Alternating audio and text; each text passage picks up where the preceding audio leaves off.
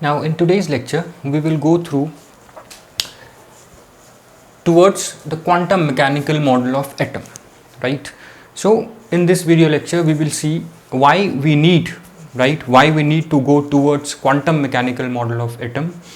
And students, this video lecture and one or two video lectures after this would be very important to understand the concepts of a different branch of chemistry which you will study in your graduation, right? And these concepts are really important for your class 11th as well, right?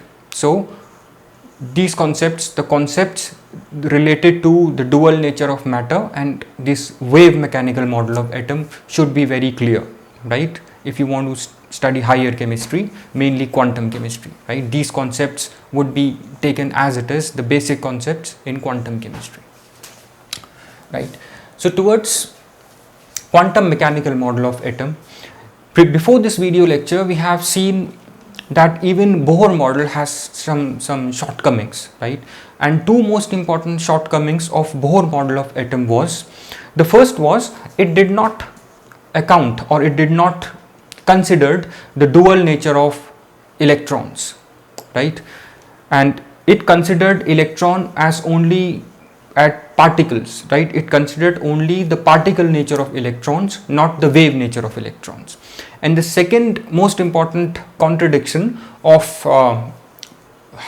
Bohr's model of atom was that it contradicted Heisenberg uncertainty principle, right? So we need a new model of atom, and there was no point in extending Bohr model of atom towards other atoms, right? Towards other elements, atoms, because it already contradicted very important principle, which is Heisenberg uncertainty principle, and it did not include the dual nature of matter, which was proposed by de Broglie, right? So two important contradictions were, or the drawbacks, contradiction and drawbacks for Bohr's model was, first was it did not consider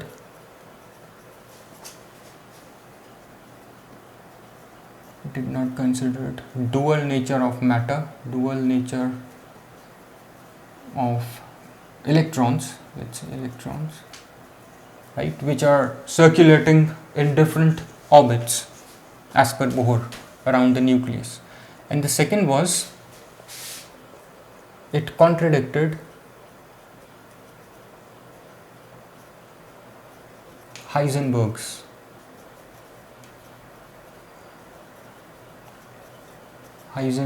uncertainty principle,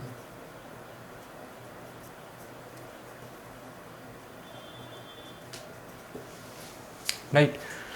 So this model of atom could not be continued, right? So we need to have another model of atom that could include the dual nature of matter, right, or the dual nature of electrons, and that should not contradict the Heisenberg uncertainty principle.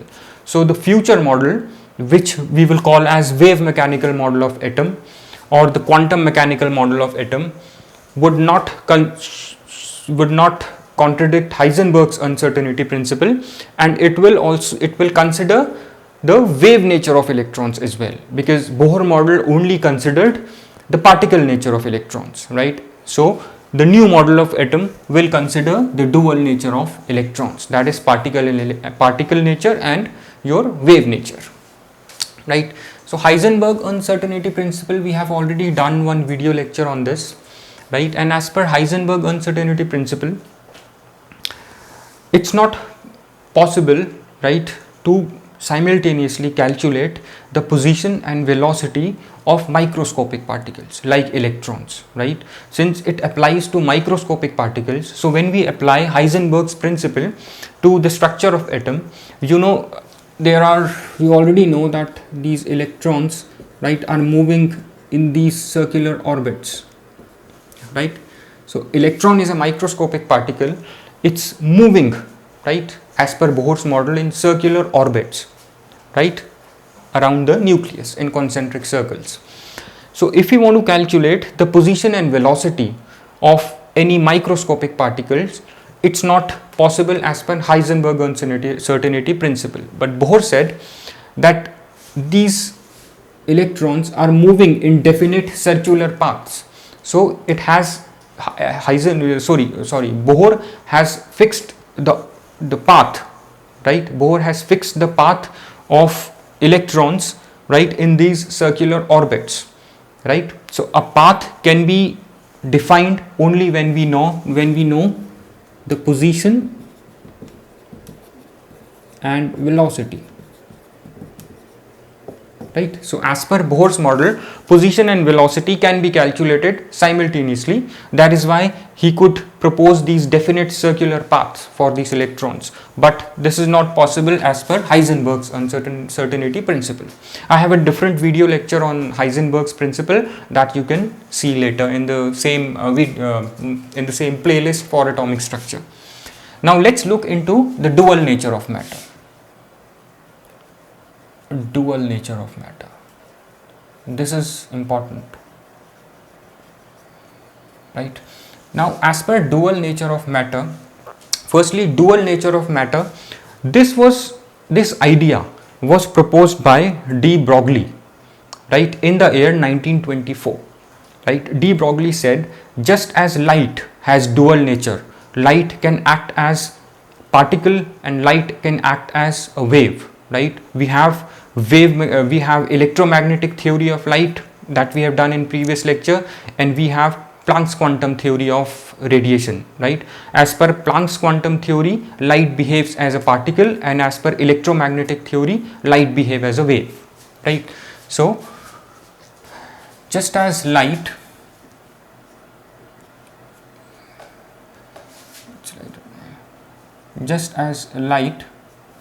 can act as wave, right, and can act as particle,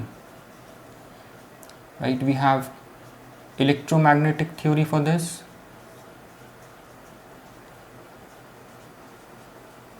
right?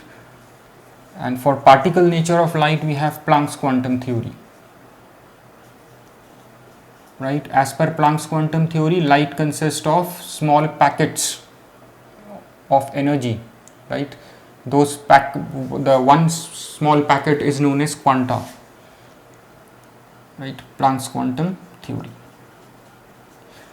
So de Broglie proposed that just as light consists of wave nature as well as particle nature, so as electrons, right? Electrons also possesses your wave nature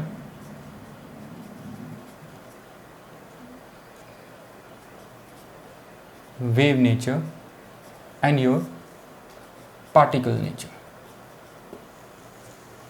right? This idea was proposed by de Broglie, right, in the year 1924, right? And later we know that it was proved experimentally. This particle nature we already know. Even Bohr has considered the particle nature of electrons, right? But the wave nature of electron was not known, right? And later, after being proposed by de Broglie, the wave nature of electron was proved experimentally, right? You know, you have done two experiments before. The first was G.P. Thomson experiment, right? And there is one more experiment, right, on the wave nature of electrons, which is your Davison and Germer experiment, right? So wave nature of electron is experimentally proved by two experiments. The first was Davison and Germer experiment,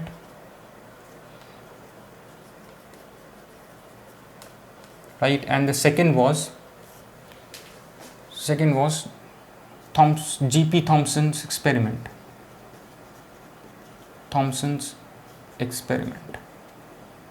It's G.P. Thomson's experiment, right? So just a brief on this. In what we did in Davison and Germer experiment, we took a crystal, a nickel crystal, right? This was a nickel crystal, right? And a beam of electron or a stream of electron was allowed to fall on this nickel crystal, right? And the reflected rays, right, which consists of electrons, and the reflected rays of electrons was received on a photographic plate, right? This was received on a photographic plate like this, right? This is your photographic plate, right? When this rays, right, reflected rays of electrons was received on a photographic plate, right, this photographic plate was found to consist of diffraction rings, right, diffraction rings which are concentric circles, right. So the scattered or the reflected rays, right, when received on a are received, this reflected rays was received on this photographic plate, right, a diffraction pattern, right, similar like produced by X-rays is obtained, right. A diffraction pattern was observed on this plate by these reflected beam or scattered beam of electrons. A diffraction pattern was observed, right, and this diffraction pattern was like this. It was consist of these concentric rings, right, like this, consist of these concentric rings, right, just like X-rays, right. X-rays, when similar experiment was performed with X-rays will also show you these diffraction pattern on the photographic plate, and we know that X-rays have, it's confirmed that X-rays have wave character, right, since X-rays are producing similar diffraction patterns, right, so which is observed in case of electrons also. So it is now confirmed that electrons also possesses a wave character, right. So this is your Davison and Germer experiment that proved the wave nature of electrons. Now let's talk about this Thomson's experiment. What we did in Thomson's experiment, a stream of electrons was passed through a gold foil, right. When a stream of electrons was passed through a gold foil and the rays that passed through that gold foil was received on a photographic plate, again a diffraction pattern was obtained. So a stream of electrons have produced a diffraction pattern, right, and we know that diffraction is the property of waves. Diffraction is shown by waves. So here, since wave-like diffraction pattern was observed with stream of electrons, which proves the wave nature of electrons, right. The experimental arrangement you can see in your books also, right. This is a photographic plate, right. A beam of electrons or a stream of electrons was passed through this plate, right, and when this was received, right, when this was received on a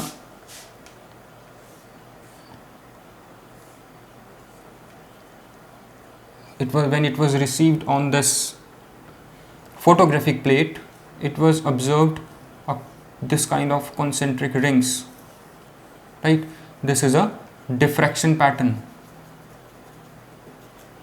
and diffraction pattern we know is only shown by waves, because diffraction is the property of waves. You will study a chapter called diffraction, right, in physics, in waves, in wave optics, right. So since a stream of electrons or a beam of electron has produced, right, this diffraction pattern, right, in G.P. Thomson's experiment, so this diffraction pattern proves the wave nature of electrons, right. So what proposed by de Broglie in 1924, right, is now proved, right, is now proved experimentally in Davison and Germer experiment and your G.P. Thomson experiment, right.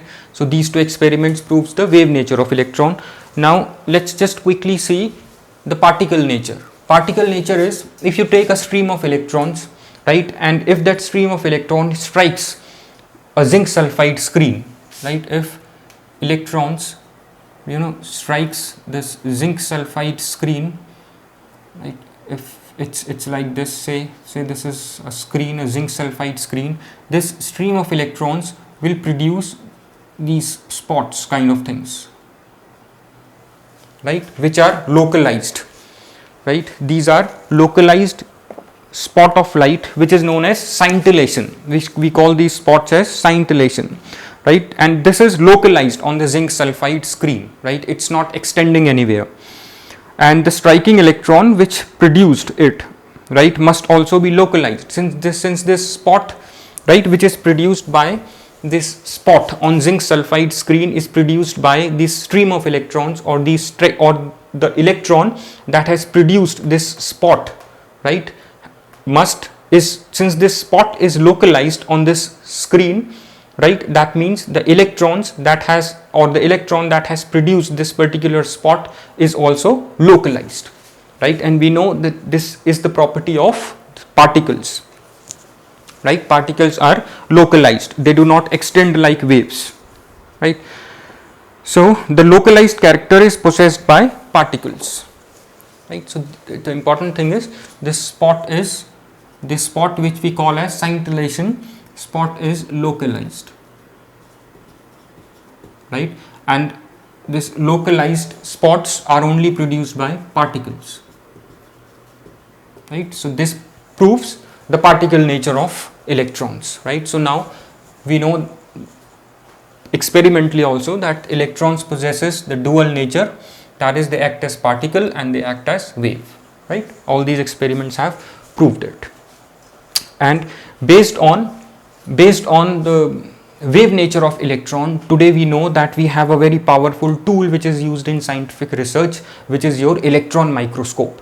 Electron microscope is formed based on the diffraction pattern of diffraction pattern of beam of electrons, right? So the powerful tool which is electron microscope, it's based on the wave-like behavior of electron, right? Just as an ordinary microscope, we know that we have ordinary microscope. Ordinary microscopes are based on the the ordinary microscopes, right, that we use in the labs are based on the wave nature of light, right? Similarly, electron microscope are based on the wave nature of electrons, right? So electron microscope, this is based on wave nature of electrons, right? So this powerful tool, this electron microscope, is very powerful because it can produce magnification of around 15 million times. That is why we call it a we generally call electron microscopes as powerful microscopes, right, because they can produce a magnification of 15 million times, right, and is a very important tool in scientific research. Now, as per de Broglie, right, he also gave one relation, right, between wavelength and momentum, right?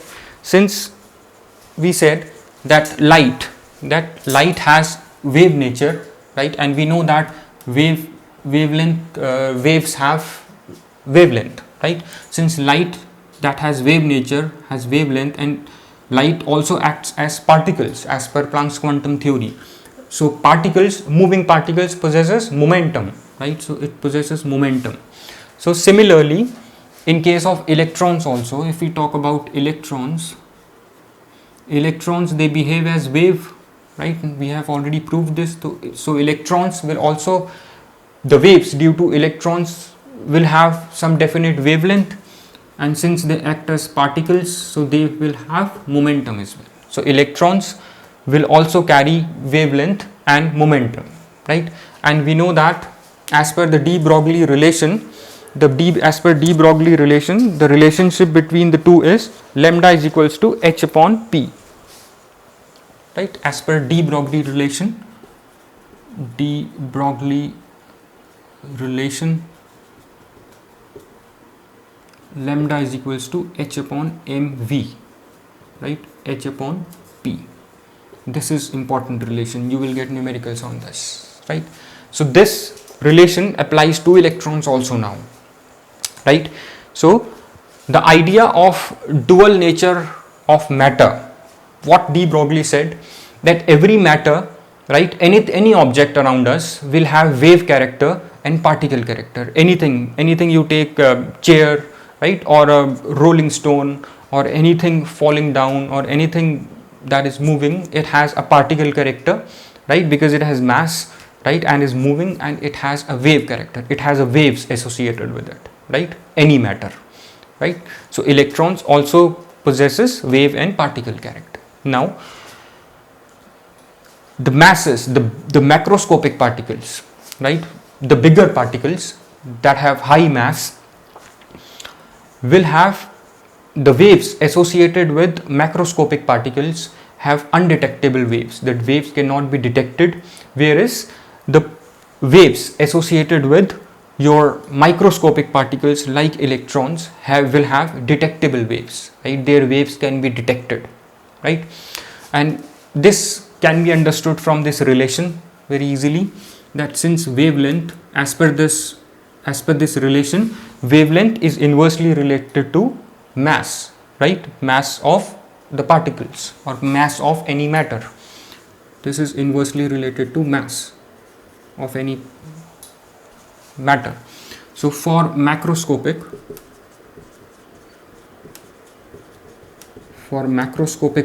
particles, that is bigger objects, right, mass is high, m is high, therefore lambda is small, it's very small that it cannot be detected, right. Similarly for microscopic particles,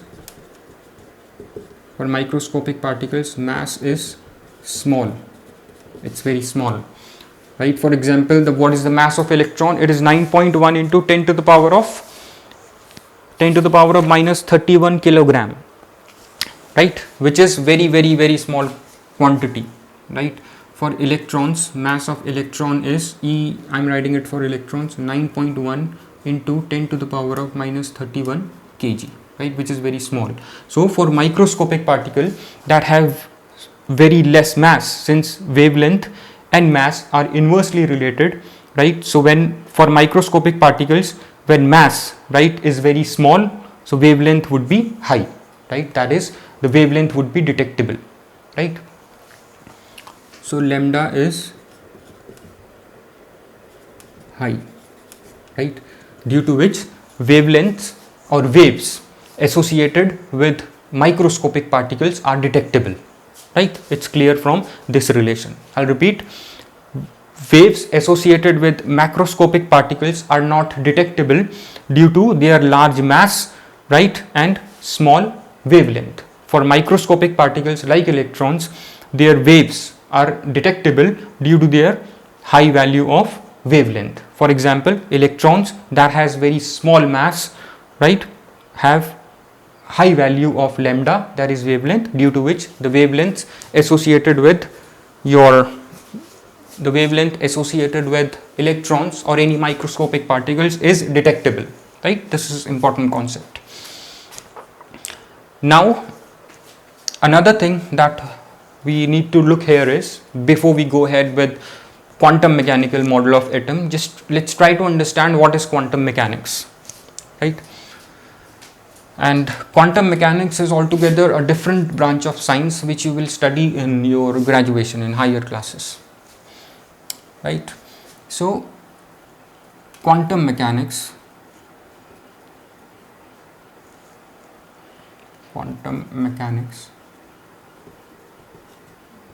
right, there is something, what do we call, the Newton laws of motion, where we have studied, right, in mechanics you have studied in physics Newton laws of motion, right, and Newton laws of motion applies to every moving body, right, and it applies to planets that are circulating around the sun, right, or that are moving around the sun, right.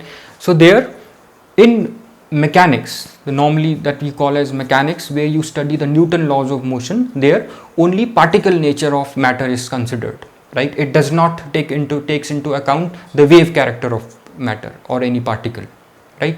So in classical mechanics, right, the laws of the Newton laws of motion that you study in mechanics, which we call as classical mechanic, right?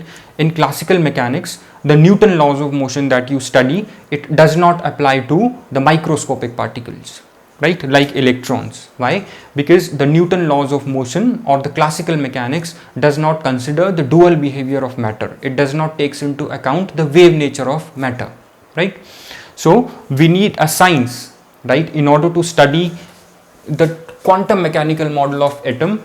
We need a science that takes into account the dual nature of matter and should not contradict the Heisenberg uncertainty principle. That branch of science that takes into account the dual nature of electrons or dual nature of matter and does not contradict your Heisenberg's principle is your quantum mechanics, right? So as per quantum mechanics takes into account the dual nature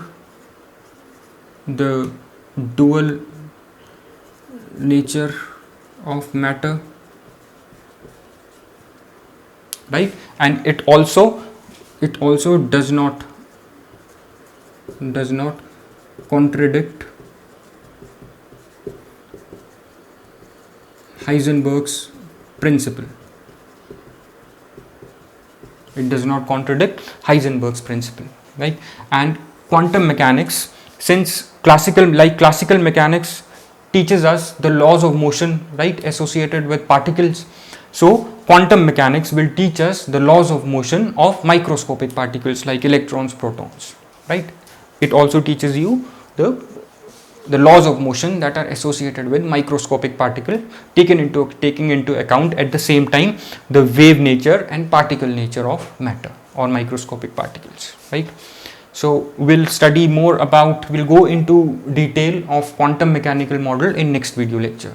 I hope this is clear to you, right? So please make sure that you understand each and everything in this lecture, right? We started with, to understand quantum mechanical model of atom, you should know the contradiction of Bohr's model, which are mainly two. It does not consider dual nature of matter and contradicts Heisenberg uncertainty principle. So we need a model that should be consistent with Heisenberg's principle and should also takes into account the dual nature of electrons or matter. This idea of dual nature of matter was proposed by de Broglie, right, in 1924. He said that like light possesses the wave character and particle character, so your electrons should also possess wave character and particle character. Later, the wave character, what was proposed by de Broglie, was experimentally proved, right, using Davison and Germer experiment, G.P. Thomson experiment, the wave character of your electrons, right? And since these stream of electrons has undergone diffraction, which proves one of the properties of waves, which is diffraction. Since electrons are undergoing diffraction, that means they behave as wave also. They have wave-like character, right? And based on its wave-like character, electron microscopes are also built based on the wave-like character of electrons, right? So this is the important relation given by de Broglie, and as per this we can see that the waves associated with microscopic particles, right, can be detected, right, because of high value of lambda, right? And so now we need a model of atom or a science that could relate, right, that takes into account the dual nature of matter and should not contradict Heisenberg's uncertainty principle. That branch of science is your quantum mechanics, that will also tell us the laws of motion associated with your microscopic particles, and which is not included in classical mechanics. So I hope this is clear to you. Thanks.